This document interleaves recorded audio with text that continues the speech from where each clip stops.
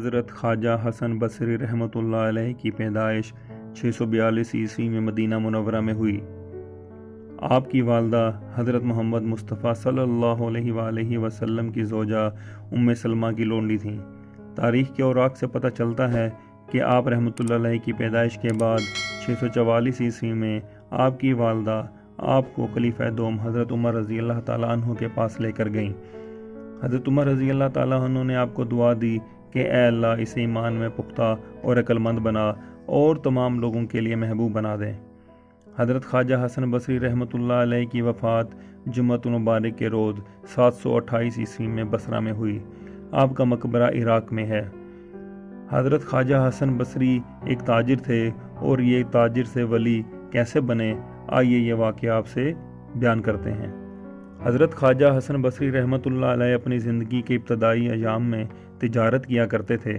آپ رحمۃ اللہ علیہ جواہرات اور موتیوں کی تجارت کے سلسلہ میں مختلف شہروں اور علاقوں میں جاتے تھے۔ آپ رحمۃ اللہ علیہ بڑے بڑے بادشاہوں کے پاس جواہرات تحفہ میں لے جا کر پیش کرتے تھے۔ ایک مرتبہ کچھ جواہرات بادشاہ ہرقل روم کے پاس لے کر گئے، وزیر سے ملاقات کی اور بادشاہ کی خدمت میں تحفہ لانے کا حال بیان کیا۔ وزیر نے کہا کہ بادشاہ سلامت ایک نہایت ضروری کام میں مصروف ہیں اور وہ کل آپ رحمۃ اللہ علیہ سے نہ مل سکیں گے، کیونکہ جس کام میں وہ مصروف ہیں وہ دیکھنے کے قابل ہے۔ حضرت خواجہ حسن بصری رحمۃ اللہ علیہ نے اصرار کیا کہ میں یہ کام دیکھنا چاہتا ہوں۔ وزیر نے آپ کے تجسس کو دیکھتے ہوئے آپ کی بات مان لی۔ وزیر نے آپ کو ایک میدان میں لے جا کر ایک خیمہ کے پیچھے چھپا کر کھڑا کر دیا، جہاں سے آپ سارا منظر دیکھ سکیں لیکن آپ کو کوئی نہ دیکھ سکے۔ یہ ایک شاندار خیمہ تھا۔ خیمہ کے اندر اور آس پاس اعلیٰ مخمل کا فرش تھا، نہایت قابل دید منظر تھا۔ یہ خیمہ دراصل بادشاہ ہرقل کے بہت ہی عزیز بیٹے کی قبر تھی اور آج سالانہ برسی کا دن تھا۔ بادشاہ سلامت آج سالانہ رسم تعزیت کرنے یہاں آیا تھا۔ حضرت خواجہ حسن بصری رحمۃ اللہ علیہ نے دیکھا کہ پہلے ایک جماعت مقدس عیسائی راہبوں کی خیمہ کے اندر آئی اور قبر کے پاس کھڑے ہو کر کچھ پڑھنے لگے، پھر روتے ہوئے خیمہ سے باہر نکل گئے۔ اس کے بعد طبیبوں اور انتہائی عقل مند لوگوں کی جماعت خیمہ میں داخل ہوئی۔ یہ لوگ بھی قبر کے پاس کھڑے کچھ نہ کچھ پڑھتے رہے اور روتے ہوئے تھوڑی دیر کے بعد خیمہ سے نکل گئے۔ اس کے بعد فوج کے افسران کی ایک جماعت ننگی تلواریں لے کر خیمہ کے اندر داخل ہوئی اور سلامی دے کر ناکام واپس نکل گئی۔ اس کے بعد خوبصورت نوجوان عورتوں کا ایک گروہ خیمہ میں داخل ہوا، جن کے سر کے بال کھلے ہوئے تھے اور انہوں نے جواہرات اور موتیوں کے تھال اٹھا رکھے تھے، اور وہ بھی قبر کے پاس رو دھو کر خیمہ سے باہر نکل گئیں۔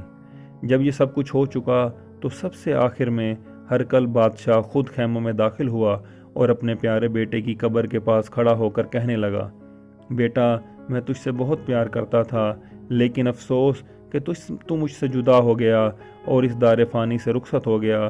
اگر مجھے یہ معلوم ہو جائے کہ جس نے تیری جان لی ہے وہ ان بڑے بڑے راہبوں اور پادریوں کا کہا مان کر تیری جان واپس کر دے گا تو یہ پادری اور یہ بڑے بڑے راہب حاضر ہیں۔ اگر مجھے معلوم ہو جائے کہ عقل مندوں اور طبیبوں کی تدبیر کرنے سے تیری جان واپس آ جائے گی تو یہ لوگ بھی حاضر ہیں۔ میرے بیٹے، اگر مجھے معلوم ہو جائے کہ جس نے تیری جان لی ہے وہ کسی بڑی فوج کے ڈر سے تیری جان واپس کر دے گا تو یہ فوج بھی حاضر ہے۔ اے فرزند، تیری جان لینے والا اگر حسین عورتوں کا طالب ہے تو یہ حسین عورتیں حاضر ہیں تاکہ تیری جان واپس آ سکے۔ لیکن میرے عزیز بیٹے، میں جانتا ہوں کہ تجھے ایک ایسے زبردست نے مارا ہے کہ اس کے کسی کی تدبیر نہیں چلتی۔ وہ ایسا زبردست ہے کہ اس کے سامنے کسی فوج کی کوئی حیثیت نہیں ہے، اور نہ ہی وہ زبردست اللہ ان حسین عورتوں اور مار و جواہرات کا طالب ہے، اور وہ تجھے کسی طرح نہ چھوڑے گا۔ یہ کہہ کر بادشاہ ہرقل نے کہا کہ اے بیٹے، اب میں تجھ سے پھر 1 سال کے لیے رخصت ہوتا ہوں، اور بادشاہ خیمہ سے باہر نکل آیا اور محل کی طرف روانہ ہو گیا۔ کچھ دیر کے بعد سب لوگ وہاں سے جا چکے تھے۔ حضرت خواجہ حسن بصری رحمۃ اللہ علیہ نے جب یہ سب واقعہ دیکھا اور سنا تو آپ کے دل پر اس واقعہ کا بڑا گہرا اثر ہوا اور دنیا سے طبیعت بیزار ہو گئی۔ آپ رحمۃ اللہ علیہ نے آئندہ دنیا کے جواہرات بیچنے چھوڑ کر آخرت کے جواہرات اکٹھے کرنے شروع کر دیے اور دنیا چھوڑ کر آخرت کی تیاری میں مصروف رہنے لگے۔ حضرت خواجہ حسن بصری رحمۃ اللہ علیہ جب بصرہ واپس تشریف لائے تو قسم کھائی کہ اب میں کبھی نہ ہنسوں گا، اور پھر عبادت میں مشغول رہنے لگے کہ ان جیسا کوئی نہ تھا۔